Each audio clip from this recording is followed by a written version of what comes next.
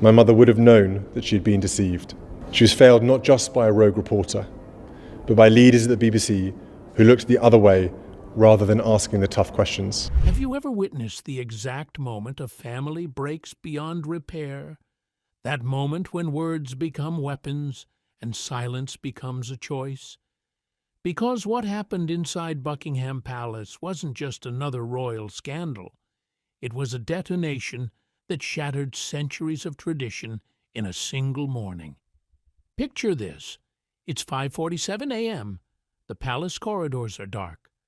Prince William stands alone, hands pressed against an ancient oak table, where kings before him made decisions that shaped nations. But this decision, this one, will reshape his entire family forever. What he's about to release won't just make headlines. It will sever bloodlines, end brotherhoods, and prove that sometimes the crown demands a price so steep that even princes must pay in heartbreak. The question isn't what happened. The question is, why did William, the measured one, Diana's steady son, become the one to pull the trigger? And here's what makes your blood run cold. This wasn't impulsive. This wasn't emotional. This was calculated, strategic, years in the making. So what could possibly push a future king to publicly exile his own brother's wife? Stay with me, because the truth is so much darker than the headlines ever revealed. And by the end of this story, you'll understand why palace insiders describe that morning with one chilling phrase: the day William stopped being Diana's son and became the king in waiting. The announcement that changed everything. Let me take you inside that morning, because what the public saw was a press statement. What the palace experienced was an earthquake. The air itself felt different. A senior footman who'd worked there for 17 years said something that still gives me chills. It felt like static before lightning hits. Everyone moved like shadows. No one asked questions. No one dared. Can you imagine working in a place where even the walls seem to hold their breath? Inside William's private office, where portraits of monarchs tower above mahogany desks, he stood resolute. Not tired, not broken, resolved. The document on his desk had been revised 13 times, 13 attempts to soften the language. William had removed every softening, every single time. And then, at exactly 5:47 a.m., he spoke 2 words that changed everything. Release it. What did those 2 words unleash? Effective immediately, the royal household will no longer engage with Meghan, Duchess of Sussex, in any capacity. No diplomatic padding. No room for ambiguity. No softening. This wasn't a frustrated brother speaking. This was a future king drawing a line so sharp it severed decades of royal restraint. Within minutes, the palace website crashed under global traffic. News outlets scrambled. PR teams went into meltdown. But here's the eeriest part. Inside those palace walls, no outrage, no panic, just acceptance, as if everyone had been bracing for this moment, waiting for the inevitable rupture between the monarchy and the woman who had turned it upside down. But here's what feels almost unbelievable. William didn't sleep the night before. Sources say he walked endlessly through dim corridors, stopping at portraits of previous monarchs, weighing himself against them, duty versus blood, institution versus family, legacy versus love. By dawn, he'd made his choice. And what choice would you make if you had to choose between your brother and your destiny? Across the Atlantic, in sun-soaked California, Harry stared at his glowing phone screen. The final tether between him and his brother snapped in that moment. Not with a bang, with a bureaucratic press release that felt more like a death certificate than a statement. This wasn't just a royal announcement. This was the moment the monarchy shed its restraint, stepped into a brutal new era and left Meghan Markle on the outside of a wall she once stood inside. But what could possibly justify such a drastic move? The pattern no one wanted to see. People assume royal decisions hinge on tradition or politics, but this one was personal, so deeply personal that William kept the reasons locked away, even from senior advisors, for years. He tolerated the noise, the interviews, the documentaries, the accusations. He defended his brother. He protected the institution. He tried in private to repair the fractures Meghan created within the family fabric. So, what finally broke him? It began with a report, not from PR, not from communications, from royal security. A confidential internal audit that outlined something chilling. A pattern of breaches dating back to Meghan's earliest months in the palace. Unauthorized communications with journalists. Sensitive meeting notes appearing verbatim in American media. Private conversations strategically repackaged for public sympathy. It was comprehensive, time-stamped, and deeply troubling. But even then, William didn't react, not yet. What truly shattered his restraint was something else entirely. A transcript, a leaked exchange between Meghan and a senior palace aide. In it, Meghan made statements suggesting she could control the narrative better than the palace itself. That public opinion outweighs royal protocol. But it was the final line that froze William's heart. They'll protect the crown, but I'll make sure the world knows who protects the truth. Listen to that again. Let it sink in. William read that sentence 3 times, according to insiders, but the betrayal wasn't just Meghan's ambition. It was Harry's involvement. The same report suggested that Harry had unknowingly allowed sensitive correspondence to slip into private hands. Not maliciously, but recklessly. The brother William had shielded for decades had become a liability to the very institution they were raised to guard. What do you do when protecting your kingdom means betraying your blood? But there's something even more disturbing, something public never knew existed. A document so classified that only 6 people knew about it. 3 have since retired, 1 has passed away, and 2 remain behind palace gates, refusing to say a word. It was known by one quiet name, the internal file, the file that changed everything. This wasn't gossip. This wasn't speculation. This was documentation, page after page, statement after statement, incident after incident. The file began small. Notes from staff about unusual behavior, breaches of protocol, communications bypassing official channels. But as Meghan's influence grew, so did the pattern. Private conversations appearing in news outlets with astonishing accuracy. Leaked text messages resurfacing a continent away. Aides describing feeling emotionally manipulated, professionally intimidated. But William still didn't act. What was he waiting for? What changed everything was the final section labeled Psychological Impact Assessment. This report didn't come from PR or senior staff. It came from HR, neutral, internal, unbiased. It compiled anonymous testimonies describing how palace employees felt increasingly destabilized, confusion, intimidation, pressure, a sense of walking on eggshells around someone who could flip from charm to coldness in an instant. Then came the entry that broke William. It read, "She frequently reframed events in ways that made staff question their memory. When challenged, she implied cultural or racial insensitivity. Staff left meetings feeling disoriented, guilty, or fearful. Do you know what that's called? Gaslighting. Documented. Repeated."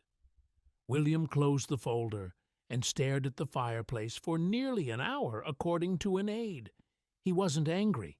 He wasn't shocked.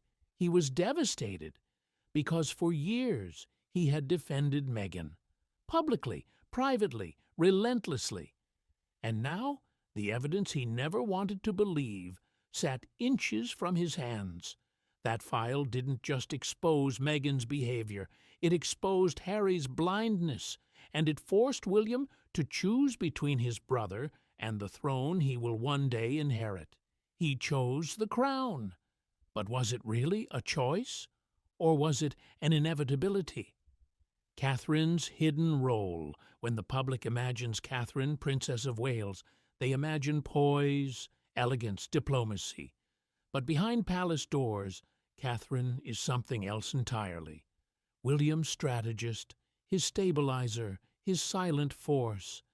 And in this war between the monarchy and Meghan, Catherine played the role almost no one expected.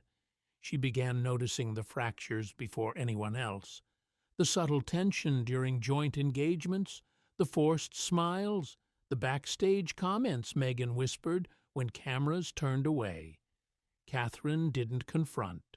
She observed. She didn't fight.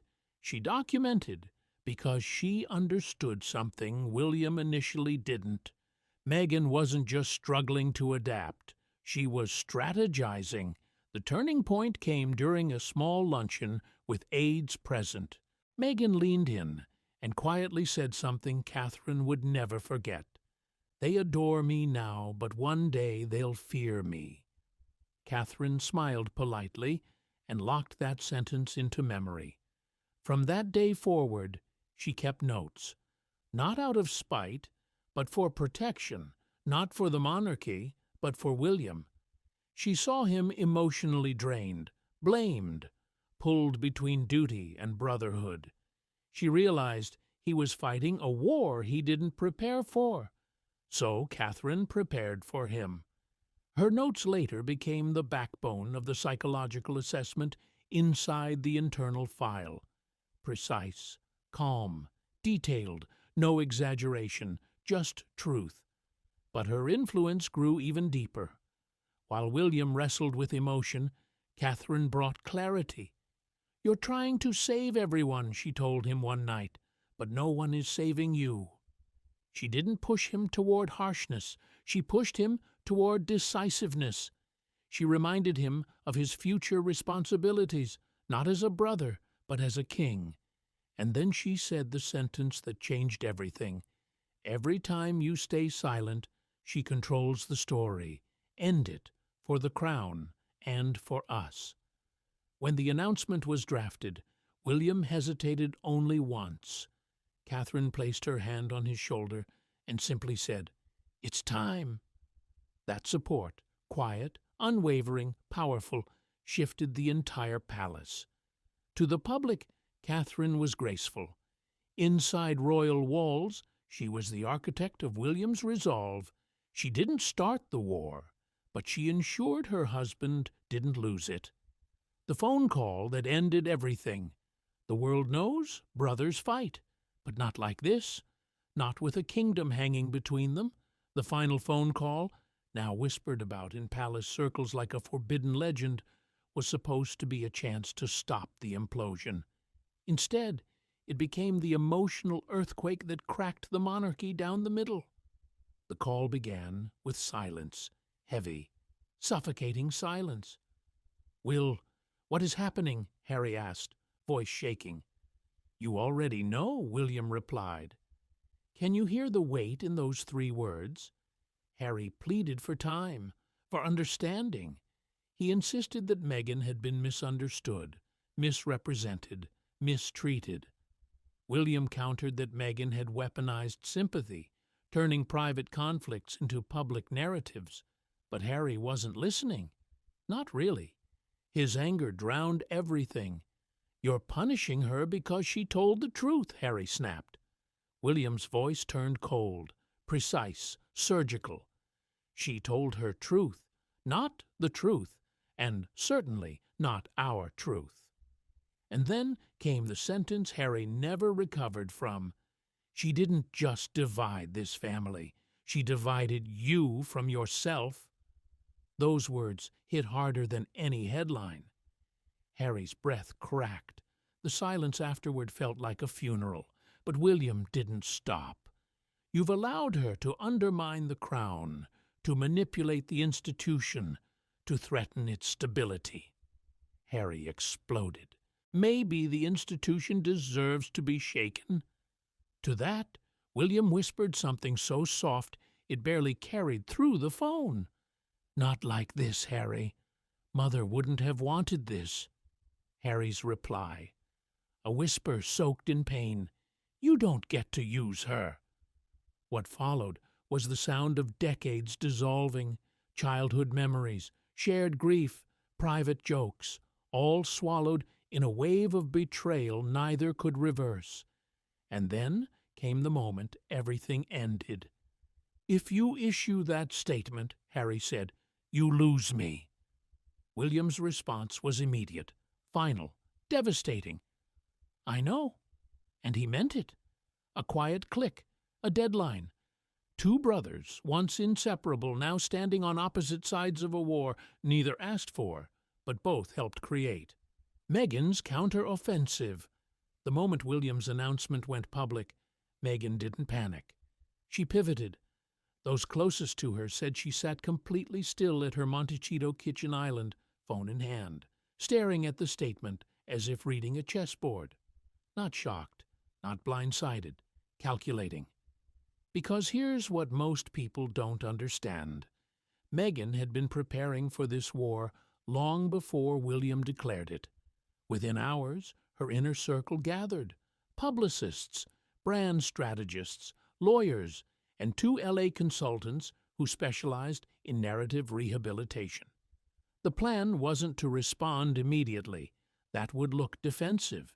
Instead, they would create a vacuum, silence, that could be spun into grace under fire. "Let the headlines roar first," Meghan reportedly said. "Then we'll decide which truth to highlight." And that's exactly what they did. Step 1, emotional framing. A close friend provided a statement to a major U.S. outlet. "Meghan is devastated. She hoped William would show compassion. She never expected to be cut off like this." Soft words, devastating implication. It painted William as cold, without Meghan saying a single syllable. Step 2, the Hollywood pivot. An anonymous leak hinted that Meghan was being courted for a documentary exploring her resilience after royal mistreatment. Whether the deal existed or not didn't matter. The headline did. It sent a message. If the palace wants war, Meghan has the bigger platform. Step 3, the podcast strike. 2 weeks later, Meghan recorded an episode that sounded beautifully vulnerable but strategically barbed. "I think when you speak your truth, those closest to you will silence you first. No names, no accusations, just a dagger wrapped in silk." Step 4, the leaked letter. A private letter resurfaced online detailing her pain inside royal walls. Meghan denied leaking it. Experts say otherwise, but the effect was undeniable. Global sympathy reignited, and then came the nuclear blast. Step 5, the transcript leaked. Selective quotes from William and Harry's private call appeared in media outlets. It didn't matter who leaked it. What mattered was the impact. William was painted as icy, Harry as heartbroken, Meghan as the wounded truth-teller at the center of a royal storm. Her counteroffensive had begun, and the palace knew the war had officially entered Phase 2. The leak that weaponized everything. If the announcement was the explosion, the leaked transcript was the shrapnel. It tore through the monarchy, ripped through the press, and sliced open wounds William thought he'd buried. But the biggest question wasn't what was said between the brothers. It was who recorded it, and why. Inside Buckingham Palace, the moment snippets of the call hit American media, alarms went off. Security analysts were summoned at 2:13 a.m. Forensic teams were assigned to trace digital breadcrumbs. Royal communications, supposed to be among the most protected in the world, had been breached. Only 4 possibilities existed. Possibility 1, Harry recorded the call. Unlikely, but not impossible. Emotional, cornered, desperate to defend his wife. Could he have hit record out of fear William would deny the conversation later? Sources say Harry was too distraught to think strategically, but logic doesn't erase the suspicion. Possibility 2. Meghan recorded it. Even more explosive. If the call happened on speakerphone or close enough for a device to pick up, she could have captured it without Harry realizing. Her PR team releasing sanitized quotes would fit her pattern of controlled truth.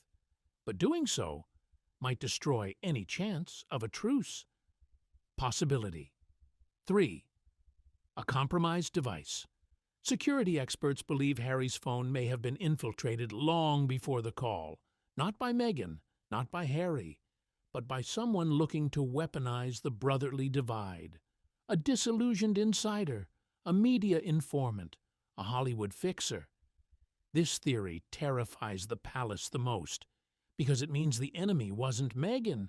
It was someone watching them both. Possibility 4. A palace insider. A rogue staff member with access to communications logs. Someone who believed the monarchy needed to burn before it could rebuild. Someone who wanted chaos. Here's where things turned sinister. When William read the leaked transcript, he didn't speak for nearly a full minute. Then he said something that froze the room. This wasn't leaked to shame me. It was leaked to destroy us. Because the quotes weren't selected randomly. They were curated, chosen to provoke maximum emotional devastation, chosen to turn brother against brother, chosen to pit the future king against the exiled prince in the court of global opinion. The leak wasn't a mistake. It was a move, and someone wanted this war to escalate. Who's right and who's wrong? This is the part of the story where everyone wants a hero and a villain, but royal wars are never that simple. As the dust settled, pundits split into 2 camps, each claiming moral victory. Camp 1. William was right. They argue he acted not out of cruelty, but necessity.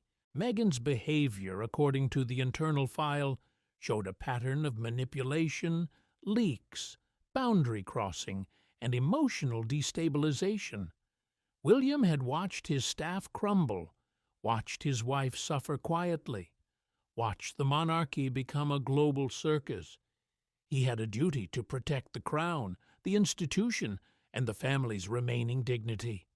From this perspective, William wasn't ruthless. He was responsible. A king in training forced into action. Camp 2. William proved Meghan's point. This is the narrative pushed by Meghan's supporters.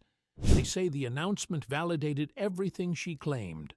The coldness, the rigidity, the prioritization of image over humanity. They insist she was punished for speaking out, punished for modernizing the monarchy, punished for pulling back the curtain. To them, William isn't protecting the crown, he's protecting a machine. Both sides present compelling arguments. Both sides believe they're defending truth. Both are blind to their own bias. But here's the question no one dares confront. What if everyone is right and everyone is wrong? What if Meghan did experience isolation, cultural clashes, and unfair scrutiny, but also did manipulate the narrative, push boundaries, and weaponize sympathy? What if William did try to protect his family and the monarchy, but also did act with cold calculation when cornered? What if Harry did love his brother deeply, but also did abandon the very institution that shaped him? This isn't a black and white story. It's a tragedy, one born from clashing loyalties, incompatible identities, and 2 women who represented 2 entirely different futures for the crown. And the truth is this: William's decision may have saved the monarchy, but it may also have destroyed his relationship with Harry forever. Which begs the final question, was the cost worth it? King Charles's impossible position. But there's someone we haven't talked about enough. Someone caught between his two sons, watching his family implode, while wearing a crown he waited 70 years to inherit. King Charles III. Because while William and Harry waged war, their father faced an impossible choice that no parent should ever have to make. Charles had always been the peacemaker, the one who tried to bridge the gap between tradition and modernity, the one who understood both his sons' perspectives because he'd lived through his own royal struggles. He'd endured a painful marriage, public humiliation, years of being dismissed as irrelevant. He knew what it felt like to be trapped inside an institution that seemed to care more about perception than people. So when Harry began pulling away, Charles understood. When Meghan struggled, Charles sympathized. But understanding doesn't mean endorsing, and sympathy doesn't erase duty. Palace insiders revealed that Charles held private meetings with both sons separately. Desperate attempts to find common ground, to rebuild what was breaking, to save his family before the fracture became permanent. The meetings with Harry were emotional, charged, painful. Harry would plead his case, defend Meghan, demand that his father choose family over institution, and Charles, voice-heavy with the weight of centuries, would respond with words that broke his own heart. I am the institution now. I don't have the luxury of choosing. Those conversations left Charles visibly shaken. Aides described him as haunted in the days following. But the meetings with William were different, colder, more strategic, because William wasn't asking for his father's sympathy. He was asking for his support. And Charles knew that supporting William meant losing Harry, perhaps forever.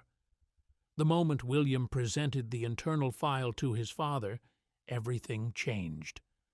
Charles read through it in complete silence, page after page, his face growing older with each revelation. When he finished, he closed the folder and looked at William with eyes that held both pride and grief. "You're ready to be king," he said quietly, "even if I wish you weren't."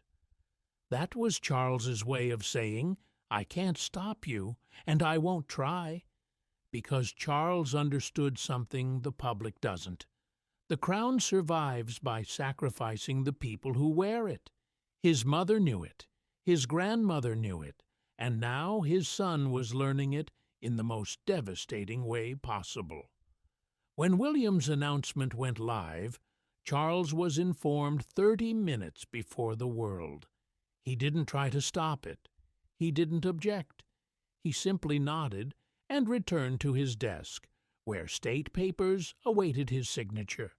Because that's what kings do. They continue, they endure, they survive. But that night, according to a trusted source, Charles did something he rarely does. He called Camilla into his private study and said 6 words that revealed everything. "I've lost him. I've lost Harry."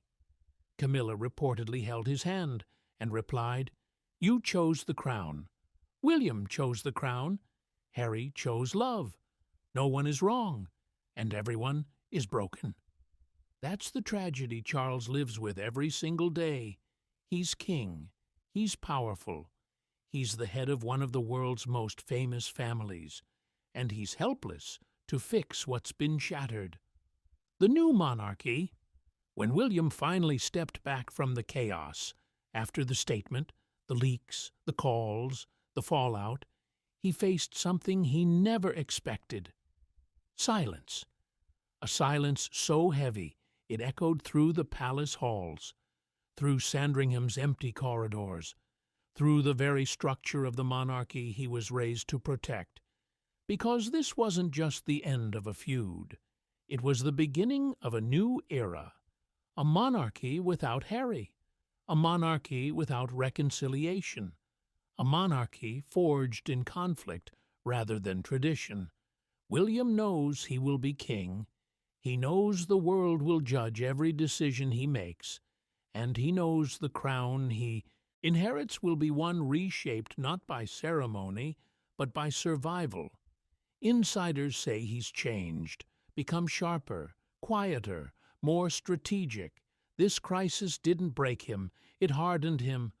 Catherine, too, has stepped into a new role, not just the supportive wife, but the quiet architect of stability, a symbol of dignity in a storm that refuses to end, but the consequences stretch far beyond them. For Harry, he stands further from the throne than ever, emotionally, politically, spiritually. The brother he once leaned on has now become a stranger, wearing the weight of a crown not yet placed on his head. For Meghan, her narrative remains powerful. She will always have an audience. She will always have a platform. But William's announcement placed a permanent shadow over her legacy, one she may never erase, no matter how many interviews or documentaries follow. For the monarchy, it has survived scandals before, divorces, affairs, crumbling marriages, but never this, a family war so public, so emotional, so irreversible. And now, for the first time in decades, people are asking, can the crown survive in a world where truth is edited, loyalty is optional, and every private moment risks becoming global news? William believes it can.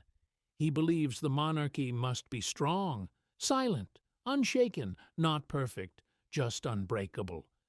But here's the twist. Unbreakable things don't bend, they don't compromise, they don't forgive. Outro, so the real future of the monarchy isn't about crowns or titles, it's about the fracture between two brothers who once promised to face the world together and now face it from opposite sides. Think about that for a moment. Two boys who walked behind their mother's coffin, united in grief. Two young men who vowed never to let the institution consume them the way it consumed Diana. Two brothers who swore they'd always have each other's backs, and now they can't even speak. History will judge who was right, but it will never forget what was lost. Because here's what should keep you awake at night. This wasn't about Meghan, not really. This was about what happens when duty collides with love, when tradition battles modernity, when the weight of a 1,000-year institution crushes the people trying to carry it. William made his choice. He chose the crown, and in doing so, he may have saved the monarchy, but at what cost? The brother he loved, the family unity he cherished, the hope that somehow, some way, they could all find their way back to each other. That's gone now, irrevocably, permanently, painfully. And as we watch this tragedy unfold, we have to ask ourselves, in a world where everyone has a platform, where every private moment becomes public currency, where truth is negotiable and loyalty is performance, can any institution, any family, any relationship survive? William believes the monarchy can. Harry believes it shouldn't. And Meghan? She's already writing her version of the story. So who's right? Maybe that's the wrong question. Maybe the real question is, what have we all become when we turn family tragedy into entertainment? When we pick sides in battles we don't understand? When we forget that behind every headline there are real people bleeding real wounds? This isn't just a royal story, it's a mirror. And what it reflects about our world is devastating. Prince William made a tough announcement about Meghan, and it's worse than we thought.